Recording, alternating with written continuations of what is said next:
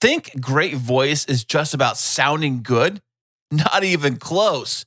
We're revealing the secrets to audio that grabs attention, the truth about AI, and a surprising tip that could change everything for your podcast. Find out on this episode.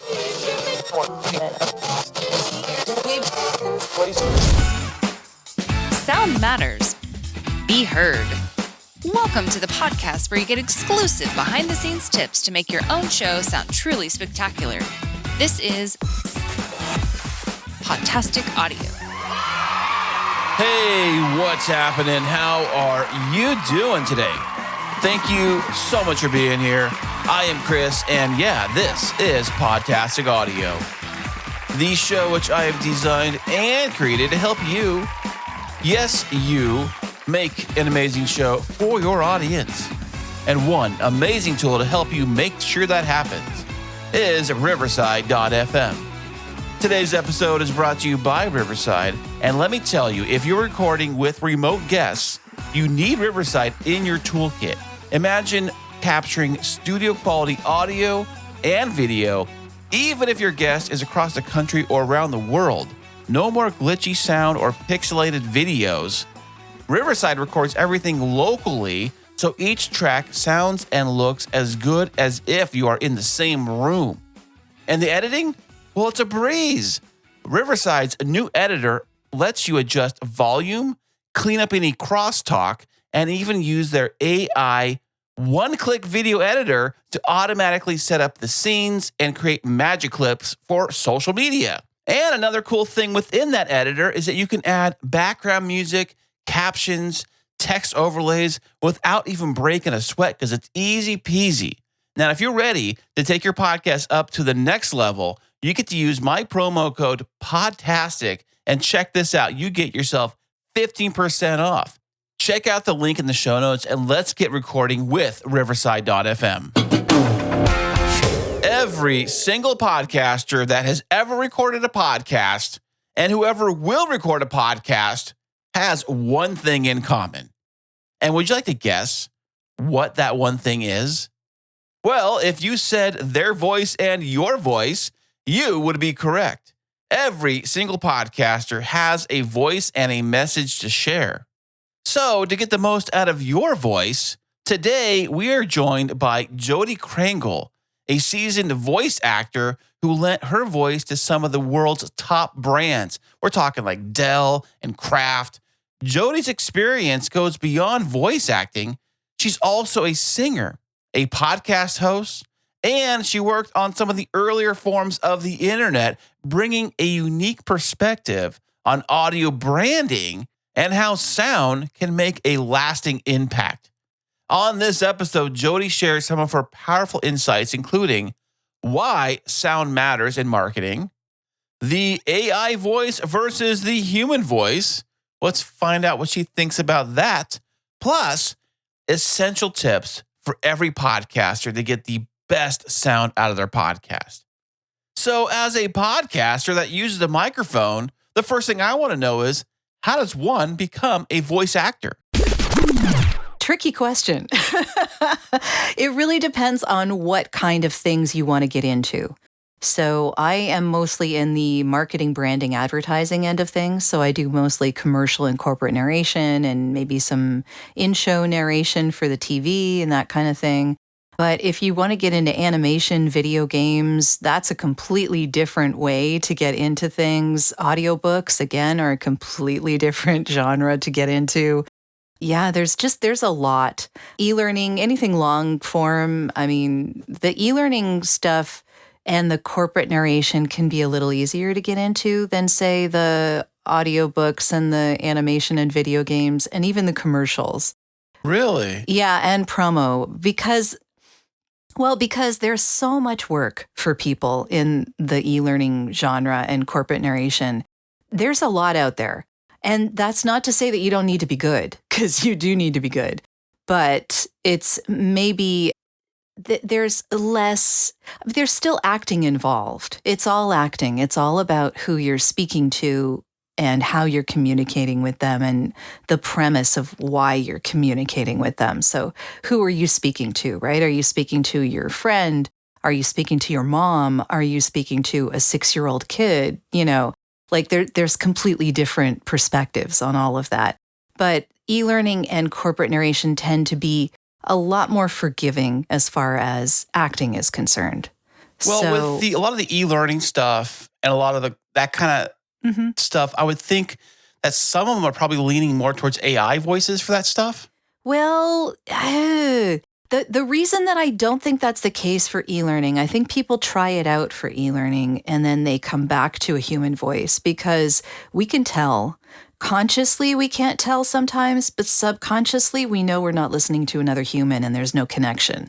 And if you're trying to teach people, you want them to pay attention and you want them to actually learn something. They're not going to if they think it's an AI voice or if they perceive that it's an AI voice.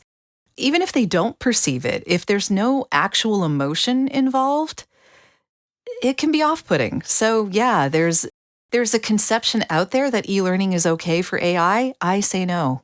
I don't think so. Well, coming from the voice actor, I would think that, Well, I know, but there are uses for it. Like, for instance, like a weather channel that needs someone to say the weather, but it changes on a minute-by-minute basis, right? Right. I think they have a weather, like, AI person that used to say it on the radio. There's a radio channel, a weather channel. Yeah. And it would have that weird tone voice. I think that was years ago. It's probably getting better all the time. Yeah, I'm not saying that, and I'm not saying AI is inherently bad. I do think it has its uses. I would really like to have my own personal AI voice so that I can correct things that are, I happen to be away or I'm sick or, someone needs to update a date in a corporate narration I did, or like, things that need to change even if I'm not there or I can't do it and sound exactly the same or, for some whatever reason that is.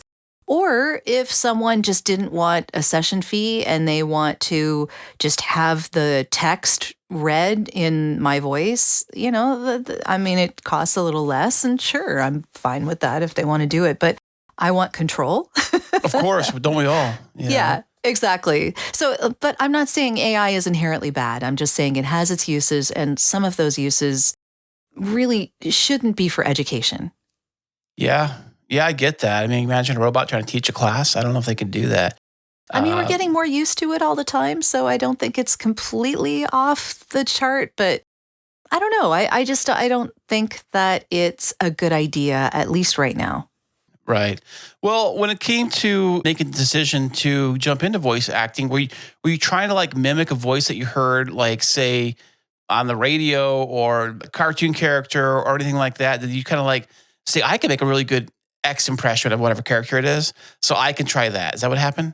No, actually. I think that the problem with someone imitating a character, if they're wanting to get into voice acting, yes, it's good to be able to mimic a voice and good for you if you can manage it, but don't expect that is going to give you a career because they already have that person doing that voice. They don't need you to do it. Exactly. Right. So what you need to do is you need to maybe make an amalgam of a bunch of voices, a couple of voices that you've heard that are popular and just make your own thing, right? So if you really want to get into animation, a lot of the people that are in that genre, what they're doing is they're taking their impressions of a couple of different people, maybe in their lives, an uncle, that they really think is hilarious, or a cousin who like is just completely outlandish and they want to sound like them mixed together, or a famous politician or something that they really want to. Those are popular. Everyone's doing the exactly. trumpet. Yeah, but if you take that thought and you take one impression and you meld it into another, it gives something completely different that is yours instead of an imitation of something that already exists. So. For voice match, here's the thing about AI. Voice match is going to go away because AI will do it. Right. I think it does it right now. I mean, you could probably... it totally does it right now. The thing right now about it is consent. So you need to make sure that the person who created that voice is okay with it being emulated. And yeah, I guess even those commercials on the radio years and years ago, and they have like supposedly some celebrity talking about some product, but the very, very end, they'll say celebrity voices impersonated. They have to say that at the very end of everything. So they do. If you have a podcast and you want to play have fun with it, and maybe your intro is done by Arnold Schwarzenegger or the voice impersonator, do you have to say that in the podcast somewhere? I think you should. You could conceivably get sued if you don't. Right. Even if you don't say, hey, this is Arnold Schwarzenegger, you don't say that, but you have his voice. You can still, But you could still get sued. Oh, yeah. Because it's recognizably his voice. You can't say it's somebody else's voice. Yeah. It's just something to be careful about. And also the AI, like I said, can do that for you. You don't need a human being to do that anymore. So, of all the genres that are probably going away, that's going to be one of them, voice matching. That's crazy. Yeah. Wow. So what do you think about all of those Fiverr voice artists, actors out there? Should we use them? Should we not use them? Are they hit and miss? What do you think? I don't know. I mean, you can use them. There's nothing wrong with that. Just the same way that you can use AI. Will it be the right fit for your product is what you need to think about. There's a whole bunch of them on there, yeah. Well, exactly. But that's why I talk about audio branding. So if you cheap out on your audio, what does that say about your product or service? Correct. That is right. I was listening to a podcast like yesterday, just sampling, and I found them on social media. They commented something on my post, and I decided to check out their show. And I was listening to it. The intro sounded okay. It kind of went okay. So the volume sounded okay. Had some music, and they're talking about we did this and this and this. Great. And then this pause, and I'm thinking in the back of my head, well, I'm waiting for the shoe to drop, and it's going to drop. The audio is going to go from here down to like a 3. And sure enough, it sure did. And I'm like, what? And I think a lot of podcasters do that, especially like the Zoom recording shows where they'll have somebody, maybe an audio artist or something that did like an intro, and then they'll just throw on their Zoom show right after it, and the audio just drops. Yeah. Do you have any suggestions for podcasters to help fix that kind of stuff? It's called leveling. No way, really? Yeah, totally. Just level it. Yeah. So it just all needs to be the same volume level. It's a app, something you can do through Adobe Audition or Twisted Wave or whatever it is you're using. Well, I would say the simple way, if you got two audio tracks, you always can adjust the volume level or at least the gain on each one to kind of you can totally do that. Balance. That's an easy way to do it. I just don't think people think about it. But what likely is happening is the intro is done by a professional. Yeah. And then the rest of it is not. Right. Well, they record it every week or however they do it and stuff, and they just throw it on there and they call it a day and stuff like that. But I was kind of wondering, I think as long as it's listenable, it's fine, I think. But I think just for me that bad audio seems to distract you from the content. It definitely does. I think some people will argue and say, no, the content is the only thing that matters. But if it's coming through like a tin can. Yeah. No, I'm sorry. They're wrong. They are just wrong. I'm sorry. Bad audio hurts my ears. And I mean, I'm really picky. So for me, it totally is a game changer. And I cannot listen to something for more than a couple of seconds if it's really awful. But even for your average everyday listener, they might get by through 5 minutes of it or something. But if you have to ride your volume control on your car radio when you're listening to a podcast, or if you're at home and you got to ride your gain on the computer, it's a pain in the ass, first of all. Right. And second of all, it just hurts. It takes away from the professional information that's being shared. So if you are producing something that you want people to listen to on a regular basis, pay attention to your sound. I would say sound matters. I mean, I don't want to be heard. It heard. Totally does. Yeah. I think people do a lot of the video stuff. Do you think sound matters as much with video as with audio because you don't have the video distraction, or the same, or what? I think it matters just as much, if not more, actually. I know people who will watch bad video if the audio is good, but not the other way around. Really? Oh, yeah. Interesting. And that's actually, I think there was actually a study that YouTube did. Really? It's fascinating. I can't, don't quote me exactly because I don't know what the numbers really are, but I think that there was a study done at one point that said, Yeah, the video content is important, but if your audio is bad, people are just not going to listen. They're not Right. going to watch through the whole thing because it's just painful. I know a lot of people will use their cell phones as their one-stop shop for everything. Yep. You can record video and audio into it and put it on YouTube immediately. And I think some of the cameras and some of the microphones in these phones, like I have the new iPhone and all that, I think they're getting fairly good. Mhm. But I still don't think you could probably get away with doing an entire podcast solely on the phone. I mean, there are processing tools you can use today that kind of enhance that stuff. Yeah. Have you played with any of those enhancement tools? Honestly, no. Okay, well, you don't have to. I'm not someone who likes doing a whole lot of stuff on my phone. I think it's just Oh, really? because I grew up in an era where we didn't have these growing up. When I was a kid, I didn't have internet. Oh, wow. So, yeah. I have my phone with me everywhere, just like everyone in the entire universe right now.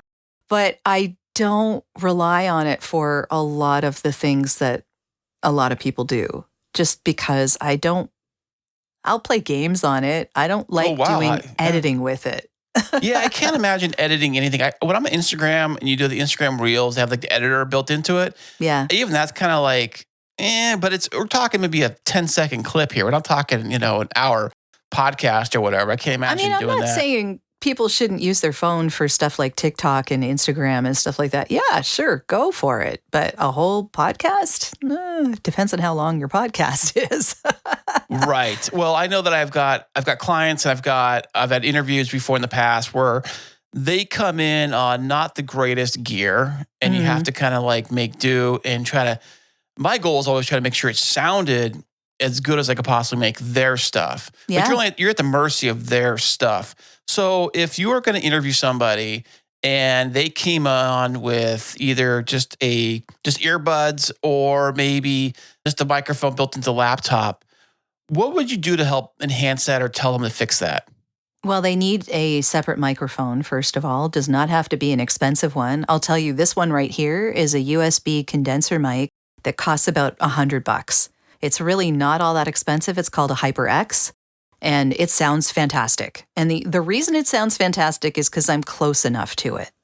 So that's what I would say. You don't need to have to spend a lot of money on a microphone. You need a separate microphone, but it doesn't have to cost a lot. And as long as you're close enough, you won't hear the room noise around you.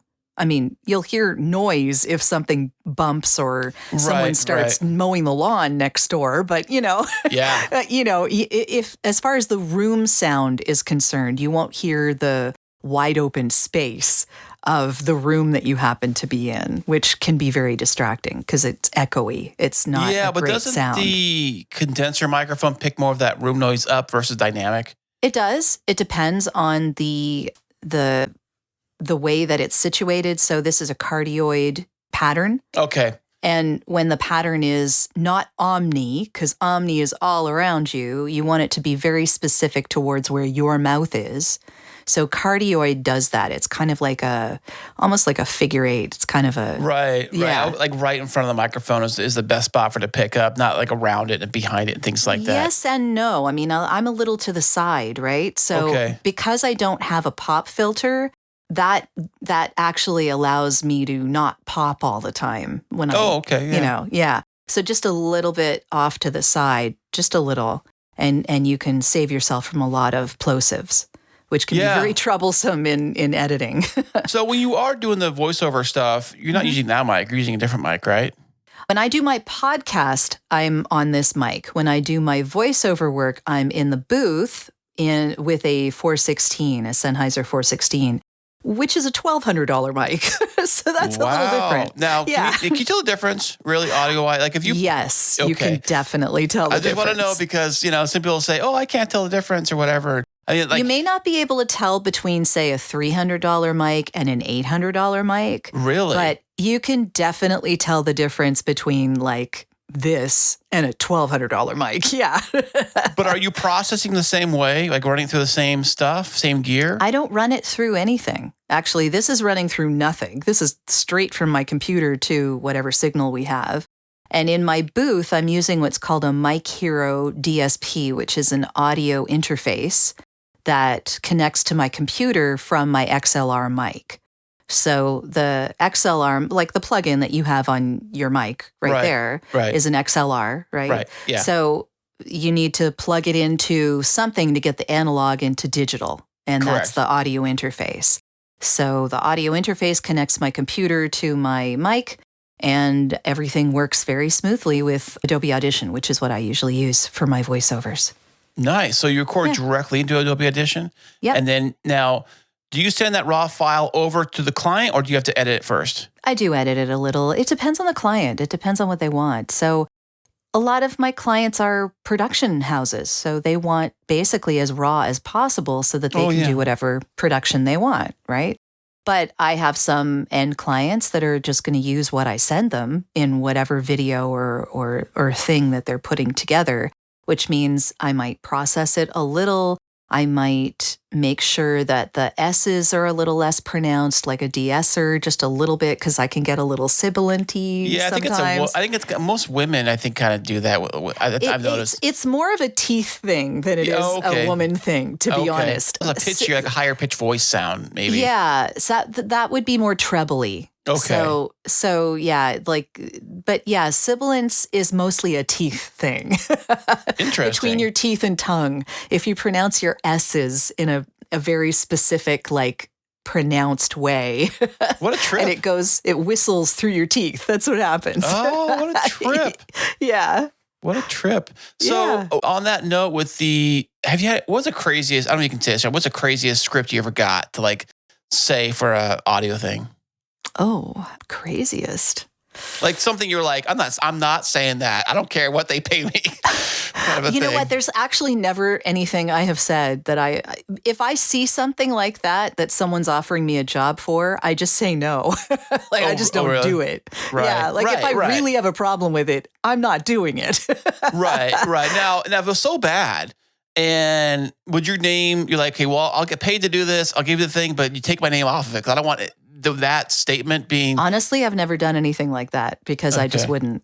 You wouldn't even get there. It wouldn't even get there. Yeah, exactly. Okay. But I mean, I've done medical narrations for colon cancer, and some of the stuff that you are reading is not all that pleasant and deals with some unpleasant topics of our bodily functions.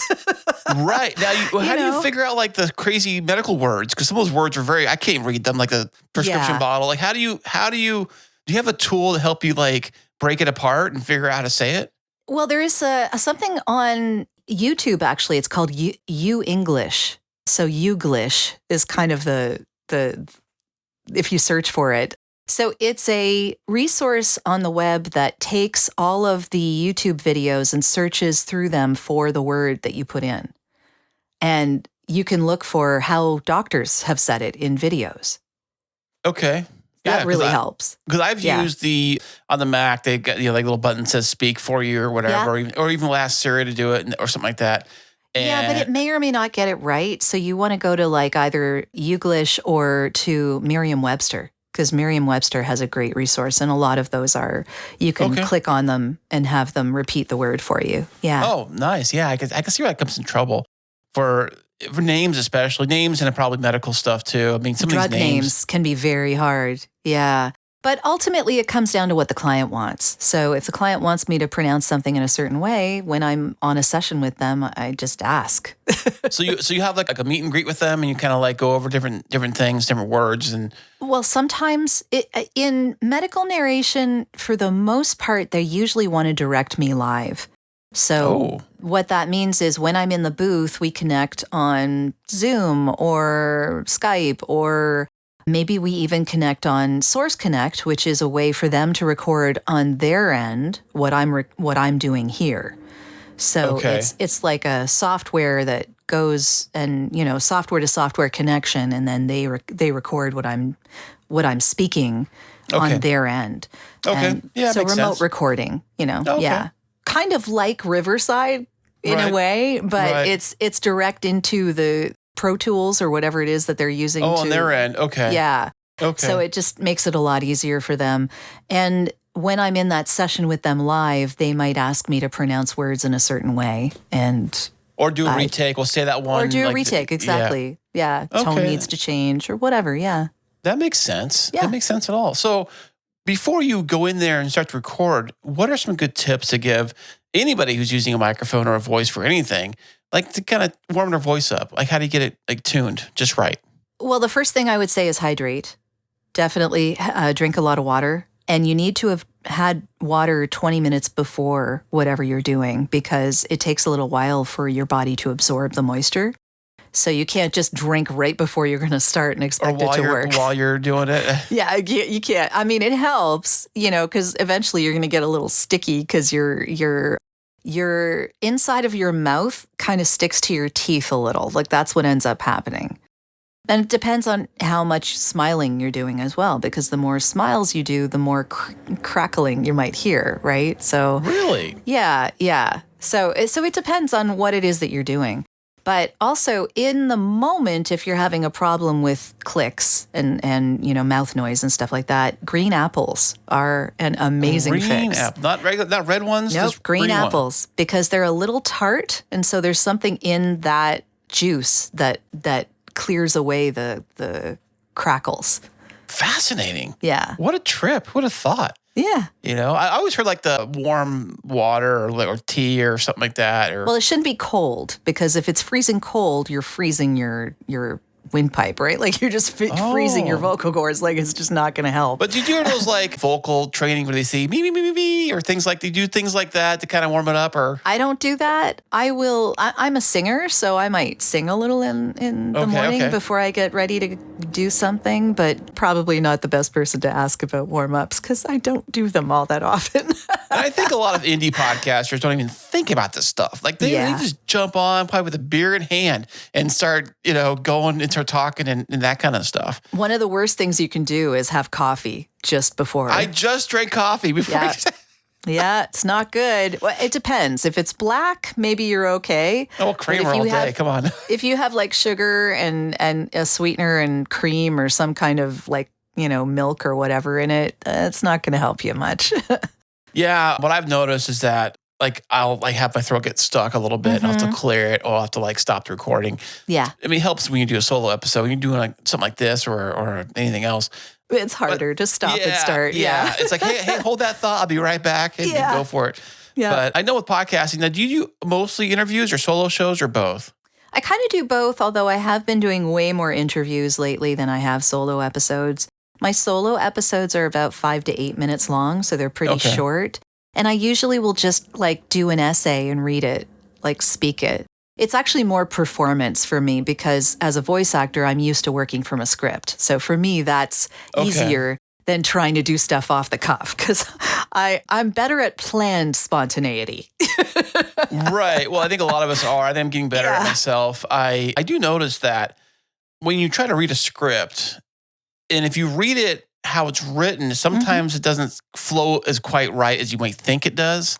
Yeah. How would you suggest someone fixing that so they don't trip over words when they're trying to read a script?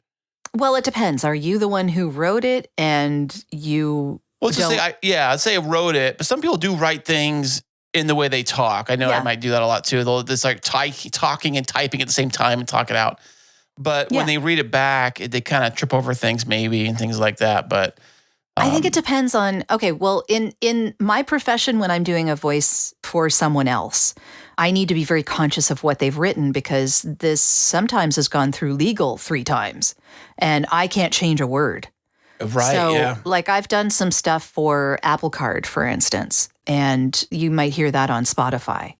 And they are very, very conscious of saying not one word can be changed here because it's already gone through. Yeah, it's already gone through legal. I don't know how many times, and I cannot change an and or a you or anything. I can change nothing. So, but what about the tone for each word though? Because you can say something to the script, but it can sound like something totally different. Well, yeah. I mean, they have a tone that they want me to use that I've used in the past. And so I'm matching what I've already done, which is, kind of how all of this works, really. Right, but it depends on what kind of a level of casualness or professionalism they want, right? So who are you? Who is the podcaster that's doing whatever they're speaking? Are they really casual and they just want to, say contractions all over the place and use a bunch of slang and whatever and even swear? I mean, people do that on their podcasts. It's their podcast. Right. And, they can do whatever they want. Are they a business and they want to be a little more professional and it's like casual, but it's business casual? There's a difference between business casual and casual. So, right. Yeah, it just depends on how someone that I spoke to recently put it this way. They said, what kind of shoes do they wear? What does that matter? Well, if they wear loafers, like shiny loafers, then they're like pretty business oriented, right? Oh, yeah. If they wear running shoes all the time, well, maybe they're a little more casual. Well, I wear flip-flops all the time, so Okay, well, then you're pretty casual, right? Yeah, totally. So, yeah, it kind of, that gives you the personality maybe a little bit. So lean into your personality. If you're putting together a script that you're going to read, maybe if you're casual, you're using contractions and you're writing like you're speaking. So there might be pauses in there. There might be thoughts and words that you use all the time, like I say, a lot. Oh, really? I know this about myself. Yes. So well, do you edit those out on the podcast? Or you leave them in? I don't edit them out because it's me. So yeah, it makes sense. On a podcast, I'm not going to worry too much about it. And on a podcast, people want your personality. They don't just want some completely generic person that they can never get to know. So, right. I totally agree 100%. Yeah. I think that over editing your podcast can be something people do, especially in the beginning. I know I did the same thing. Not on this show, but on the other show we did. I was up all night, just every little gap, every little thing, every little just chip, all the way through on a 30-minute episode. It's been forever doing it. Yeah. Before I learned about tools like Descript and other ones and things like that. Careful with Descript. It works really well in audio, but in video, not jump so cuts. well. Yeah. And you can tell, and it's very distracting. Well, I thought it was a cool thing that all the YouTubers do it, all the jump cuts and stuff, like the quick. I thought that was a cool thing to do. Well, those are things like Opus clips that are taking segments of your podcast and putting them out for specific reasons to attract attention. And they'll take different pieces from different parts of your podcast and smush them all together, right? Even if it's like the beginning and the end, just to put them together. And it wouldn't be the beginning and the end. It would probably be somewhere sort of sequential, but not exactly sequential. So that's where you're seeing all the jump cuts, because it's taking a 5-minute segment and making it 30 seconds. Let's say. And I think even on Instagram or TikTok, I've seen ones like that. It does. Well, because that's jarring. where they promote it, right? Opus Clips is then promoted to all of social media. However, So, and that's just one of them. Opus Clips is one of the tools that people use using AI to figure out what the best clips would be for SEO purposes or attracting attention. And it's a great tool, don't get me wrong. It gives us an idea of where the segment is that might get the most attention. But at the same time, instead of actually using the Opus Clips, that actual segment, we'll start from maybe where Opus Clips starts and then make a sequence of our own. And we don't use Opus Clips for the actual clip. We just use it for figuring out where to start it from. You know what I mean? Yeah, it makes sense. Yeah. What are your thoughts on the ever fun audiograms to promote your podcast? Same concept, but just the audio wavy thing.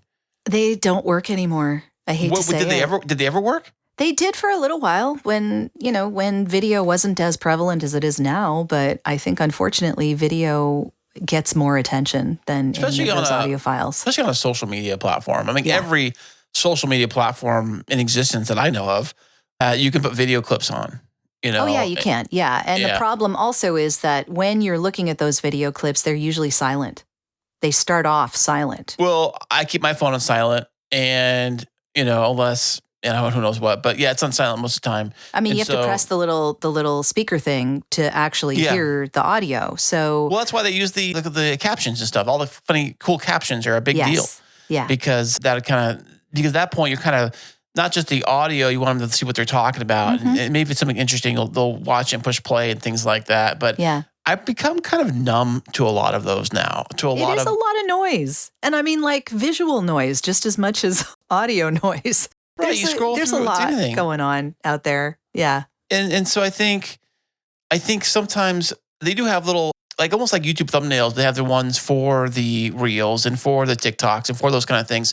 And they're getting a lot of crazy graphics in them. I think that's what you have to do to stand out in all that noise, whether it's YouTube or TikTok or Riverside or Instagram or wherever. That's what Opus Clips does, I guess, or the AI tools that are like it. That's kind of what they excel at. And you can just feed it into the algorithm and have it spit out something that will get attention.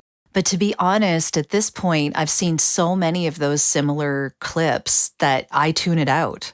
That's me too. I mean, I'm scrolling through social media and it's a talking head or two talking heads or a talking head thing and it's got the captions on it. I'm like, do I really care what they're talking about? Not really. Well, it's also like, if you're looking at posts and show notes and things that have a ton of emoticons in them, like emoticons, or emojis and whatever. Okay, yeah, like all of like tons of those, then I automatically think it's AI. I don't even bother reading it.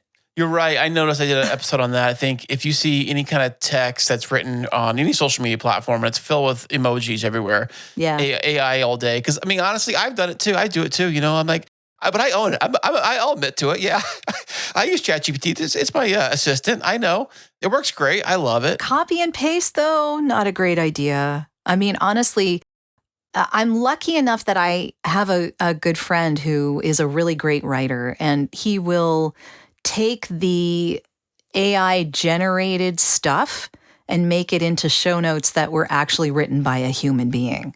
How does that work? So he just like takes it and writes his own words based on those words? What he does is he uses it for sections. He uses it to summarize some things that give him the summary to work from.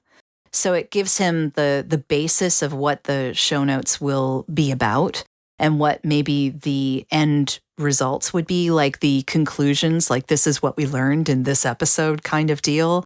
And it will give really good SEO titles and things like that. But as far as generating the actual show notes themselves, that is actually written by a human being. Well, that's great. I mean, I wish I could do that. I'm not very good at writing. I could type and all that stuff just fine, just the writing stuff. If I did not know this friend of mine, I probably wouldn't have them either because it's a pain in the ass. Well, not just that. It's just like, it's like trying to figure stuff out. Like, once I discovered how to use AI and ChatGPT and other services like it, I'm like, oh my goodness, this is going to save me so much time. And it's going to come up with something. But then it's the same thing as the Opus clips that you're passing by and not paying attention to because it's just a bunch of noise. The show notes become completely useless. They just become a bunch of noise. How many people actually read show notes, honestly? I don't know at this point. I suspect it's a pretty low number, and most people are using them for SEO. But here's the problem. SEO is not the same way that it was either, because we have ChatGPT and we have people searching ChatGPT instead of Google. So SEO and search engines are changing too. All of this is completely in flux. So where will we end up? I don't know. I'm hoping we'll end up with more humans than AI. Well, I think now it's like you're going to stand out. You got to be the one as a human, everything end-to-end human. As AI much as untouched. I possibly can. I'm not saying AI is bad inherently or that we shouldn't use it at all. I'm just saying it's great at sparking imagination, maybe like stopping you from looking at the white page, but it's not great for finishing. It's not how the creativity should be made. Do you know what I mean? Okay, yeah, I hear you. I hear you. I mean, I use it, and there's a lot of times where I had to, most of the time I have to like restructure it. Mm-hmm. And I have to like say, no, fix this, take this out, change it with this, add that. No, I don't mean this, I mean that. And I get to play with it quite a bit and get things tuned just right. Yeah. And I know some people swear that like, oh, all the time you spent doing that, you could have written it yourself. If you wanted to. I mean, I get why people don't. I do. I understand why people don't. I'm just saying you're either going to be a good writer or you're going to be a good prompt engineer. I think maybe I'm working on the prompt engineer myself. I think I'm working That's fine. That's a useful skill to have. In but fact, be aware that you may still, once you get that output, have to modify it a little. Of course, you're always playing with it. And that's the beauty of these things is that you can, at least on ChatGPT, you can keep plugging in different commands until you find something that looks just right. Or you can say, that's horrible. Let's start over. Let's do it all over. I've done that too. And people spend hours on this. And I mean, it's the HTML code of, when the internet was new. I mean, everything old is new again. Right. And I think a lot of, so many, like I'm on AppSumo a lot, and so many different apps pop down the email, and I swear they're all like ChatGPT infused or based. It's I've seen AppSumo. Yeah, there's a ton of stuff there. Yeah, it's all, or any new thing that pops up, it's like somehow got ChatGPT. I'm not a coder. I don't know how stuff works, but somehow they got it. They're either using their software or they're using something. It's all connected somehow. It seems like, and that's why I was like, well, I'll just use ChatGPT if I'm going to use, because I can use ChatGPT quite a few ways, and I actually started using the custom GPTs they have in there. Okay, yeah. Where it's like you can use to write. I just did one the other day, 2 nights ago, on the election, on the outcome. It's like a kind of simulator kind of thing on the election. Yeah. And you can prompt it that kind of stuff and find out, what the odds are and different things like that. So there's lots of different things you can use it for. The issue there is, where is its sources? And that's where I'm worried about, depending on it, right? Oh, of course. I mean, it's just like Googling anything. Remember Google back in the day when you first got into Google? You're just like, how do I make a treehouse or whatever, Yeah. Now you ask YouTube. That's the thing. Well, I think what Google does, it just shows you YouTube stuff because it's all the same thing. It's the same company. It's like, here, check out these other things and all of that. YouTube's great. I love YouTube, but I think I've seen personally that I think an audio podcast for long form content does better, I think, than a YouTube video long form does. They are very different audiences. Okay. So the people who are on YouTube are there for the video. The people who are on, Spotify or Apple Podcasts are there for the audio specifically. And they're very different audiences. The reason that I am on YouTube, the reason that I do video is for discovery.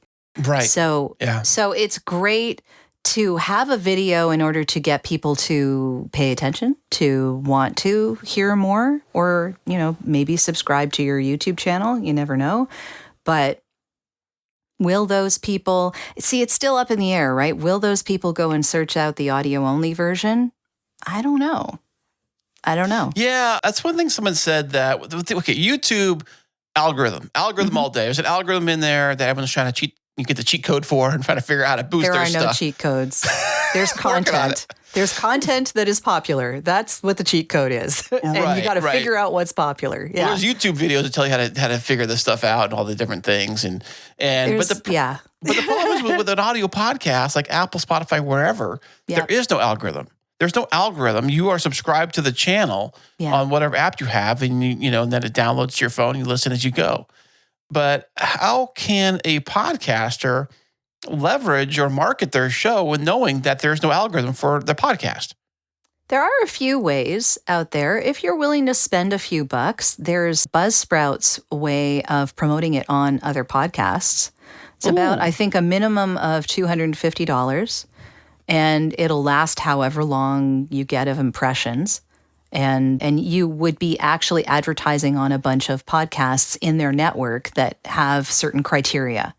So, you decide what that criteria is, and then those podcasts accept or don't accept your ad, depending on whether they want it or not. And you are promoted on their network in those podcasts. So I would say other podcasts are the best way to promote your podcast. So being on other podcasts is a great way to promote your podcast. Yeah. Ta-da, here you are. Yeah. That's how you do it. That's how you do it. But what about the promo swaps? That used to be a big thing maybe a few years ago. I heard everyone's like, yeah, you got any promos we can swap? I'll play your promo on my show and your promo on my show. And that, it's kind of the same thing-ish. I think it can work if your shows are similar.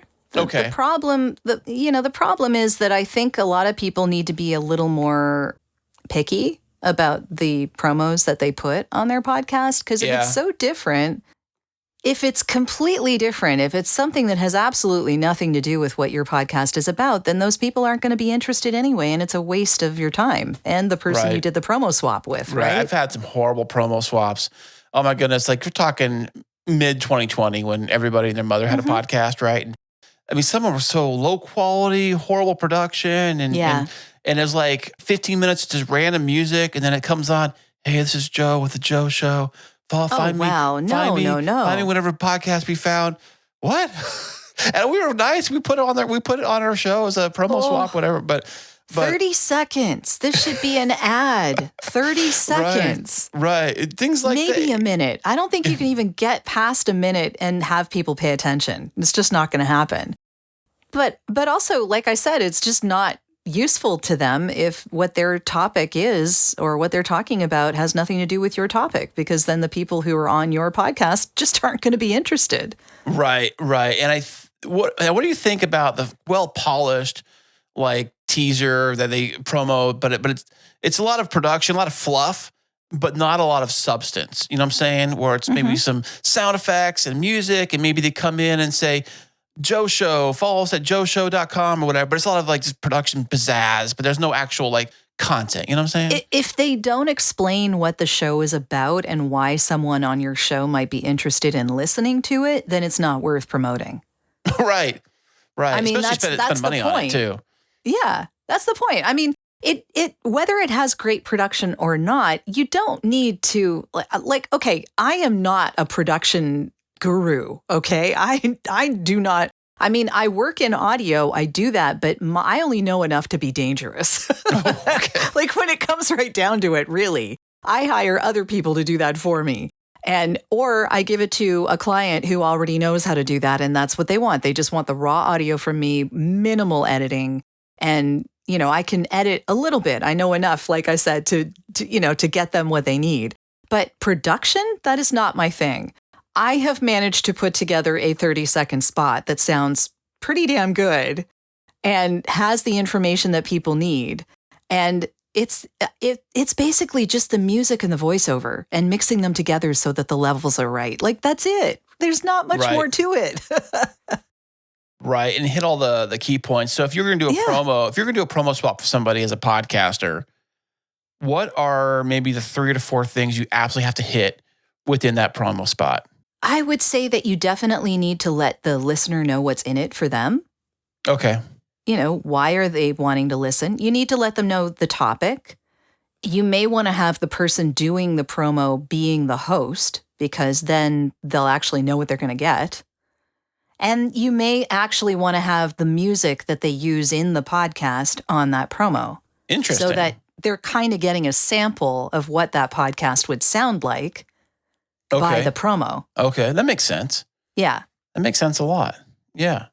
Yeah, but I haven't done a promo swap in forever. And I think the better way is to be on shows like this is probably the better way to do it than a promo swap. But what are your thoughts on actually, I've never done this, but the actual like show swap where you do feed swap. What do they call it? Feed swap, show swap, whatever it's called? I don't like it because it's kind of a bait and switch. I'm not a big fan. Yeah. Your audience is waiting for you.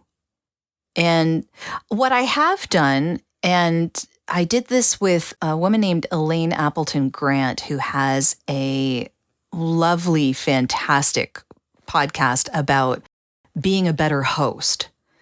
And I believe it's called Sound Awareness. I'd have to look it up. My goodness.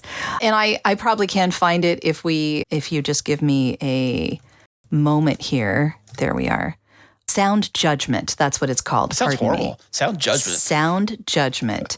Well, because what she's doing specifically is she's talking about what she calls hostiness. So, and she got this from someone else. So it wasn't something she gives, credit where credit is due. But it's all about how being a good host draws people into your podcast. Interesting. And she produces podcasts all the time. So she and I did a 60-minute interview where we both released it on our respective shows. the same way. I mean, we had the same basic audio, and then she put her skin on it and I put my skin on it. Nice. And then we released it together, and we did it in 2 parts. So there's a 30 seconds part or a 30-minute spot, and like a 30-minute part and a 30-minute part. So it's part 1 and part 2. And I do that all the time with all of my episodes because I just feel it gives me a little bit of buffer zone so that I don't have to be interviewing so many people, which means I can be pickier with the people I have on the show. Right. And, my podcast is specifically about the power of sound. And so it fit with her topic really well. And I had interviewed her previously on my podcast. So we knew sort of what each other was about. So that in a way worked really well. And it was each of us being involved in that episode. It wasn't just changing the episode to be mine on hers. Right. Do you know what I mean? Like, yeah. Like the full swap. So that swap. worked really well. And if you can find a synergy with someone that way, that's a great way to do it, I would think. Yeah, I thought about that too. Like sharing the interview out with the guests in both shows, do it at the same time kind of a thing. Yeah, we kind of interviewed each other. It was an interesting way to do things. Right. Well, I was on a show once, and I was being interviewed, talking about my stuff, and we're talking about a topic, and I even asked them if I can take that interview we did, that audio, can I put it on my show? Sure, go right ahead. And the second I did that, he's blowing me up. What are you doing? I said, you told me I can do that. And he said, no, I thought you were going to do a few clips of it, not the whole thing. Well, I told you that. And he said, I said, you know what? Fine. I'll take it down. Whatever. Don't get your panties in a bunch. Okay, calm down, And so I did that. But the thing kind of irritated me was that, like, he was afraid that if I put the same interview on my show, it's going to take away the interview that's on his show.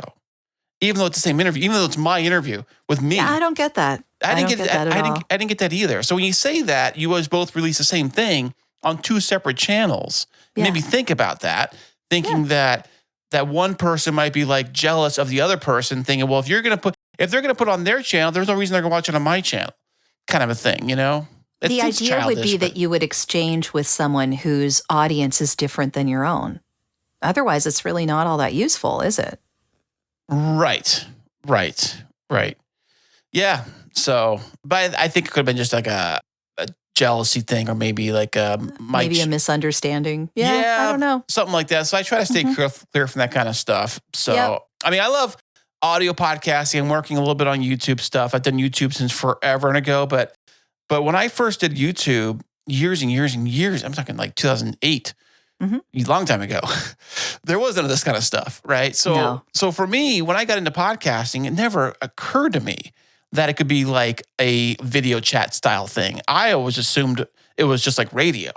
So my love for radio, my love for audio came first. When I jumped into podcasting, I just did it in the tone of radio, and with microphones and headphones and no cameras at all, just recording it, and didn't even think about it. That's how I started too. Yeah. So now everything's like video, everything's video everywhere. But what are your thoughts on your podcast having to have video? Because some people say you have to have video, but I don't know if you do. What do you think? I don't think you have to have full video, put it that way. I think you don't need to have the whole show in video format. But if you have snippets, that is at least something that you can promote on social media. So I would suggest, if you're hesitant about video, record it in video and just take bits and pieces of it and use it for promo. And the rest don't even worry about. And the thing about YouTube, I'm kind of going against that grain because I honestly, I don't really care. I just want to have the videos up there for people to watch if they want to watch. But most people are not going to watch the whole video. Most people are going to watch 20% of it, right? Yeah, so if you look at your analytics, it says that. Right. Horrible. And the longer the video, the less of a chance that they're going to watch the whole thing. So you're kind of shooting yourself in the foot when it comes to YouTube if you're putting hugely long form content on there that people aren't watching, because then YouTube's algorithm doesn't like you. I'm doing it anyway.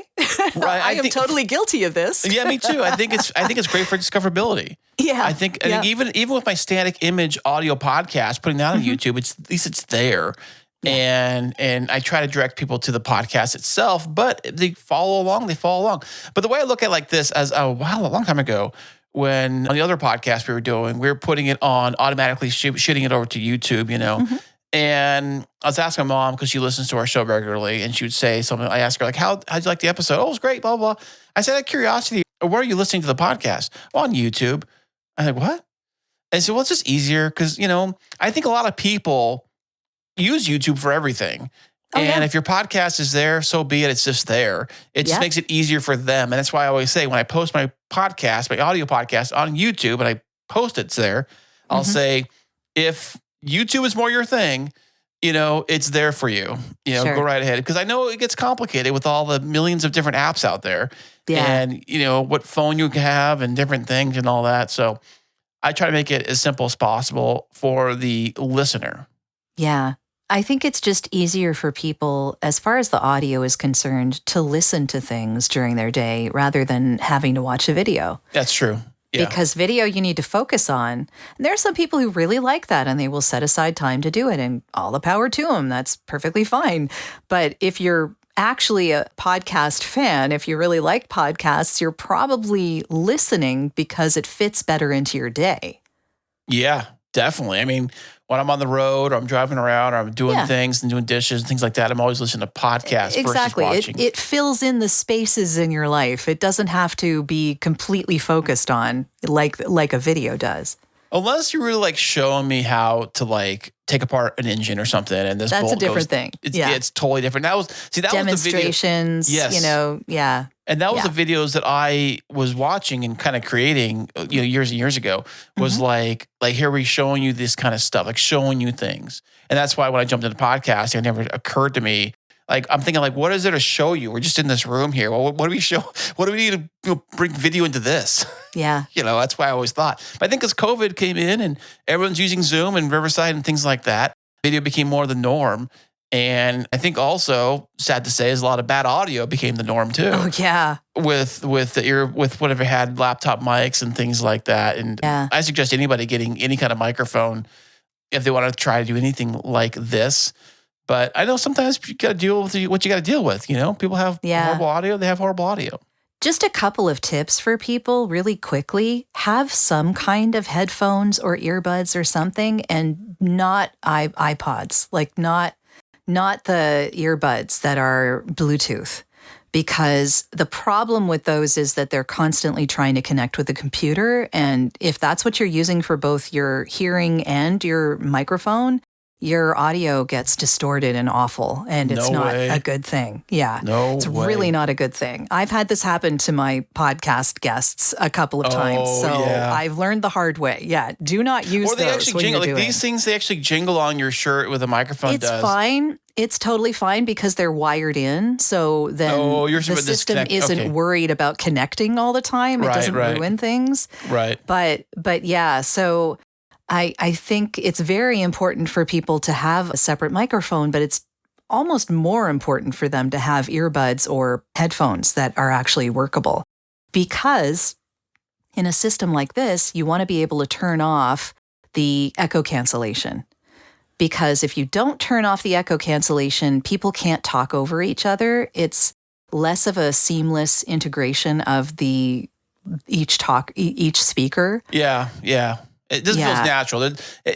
When we started doing podcasting with Clean Feed, we were using that for forever. I use it for my clients, but it's audio only. But the nice thing is that it's very, very high quality. And there's that talk over, ish. You can go back and forth, have our arguments and go back and forth and stuff, which makes it feel as if you're in the same room. That's one thing we always told everybody with the other podcast was that we bring a guest in here and there's like audio only, you're kind of freaking them out.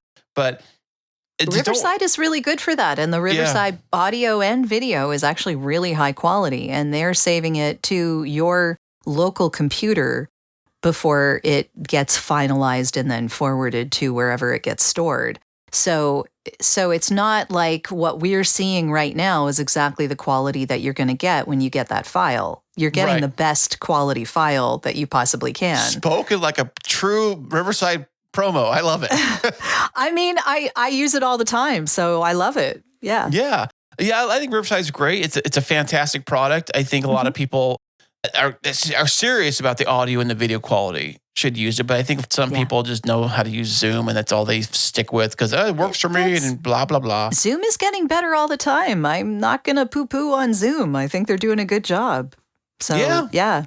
I mean, as I said, it's all great. It's all fantastic. I think, but you need to really know your gear as a podcaster and content creator because some people jump in and like, what's this button do? I don't even know. What's this even recording? And the first, the Zoom setting that is the echo cancellation is the audio for musicians. I saw that, yes. Yeah. So if you click that on, I believe that, I'm pretty sure if you put that on, then it takes off the echo cancellation. Okay, yes, because it's more natural and it's probably unfiltered, uncompressed. One thing I heard that Zoom compresses the audio quite a bit. They still do that, can, Yeah. I mean, I don't know if it still does that. It's improving all the time, so it's hard to say. Well, Jodi, this has been fantastic. Thank you so much for stopping by today. I really appreciate you and your time and all your amazing stuff you do for podcasting and audio stuff in general. Oh my gosh, it's amazing. Thanks. Where can everybody find out all about you and all your wonderful stuff? Well, my website is at voiceoversandvocals.com. If anyone happens to need voiceovers for whatever, you can get in touch with me there. And I do a lot of intros and outros for podcasts, so happy to help if someone needs that. Also, the podcast, Audio Branding, where I talk about the power of sound and how it influences us, that is at audiobrandingpodcast.com. Wow, that was incredible. I want to thank Jodi once again for stopping by today. What a great conversation. We learned so many cool things about how to be a voiceover actor, what it means to deliver amazing sound, and all about great podcasting. And so if you want to check out her podcast, tune in to Audio Branding, a link below in the show notes, for even more amazing advice about audio and the sound and the power of your voice. Make sure your voice is heard, make sure your message is delivered, and you keep on making your amazing podcast. And I'll catch you later. And until then, happy podcasting.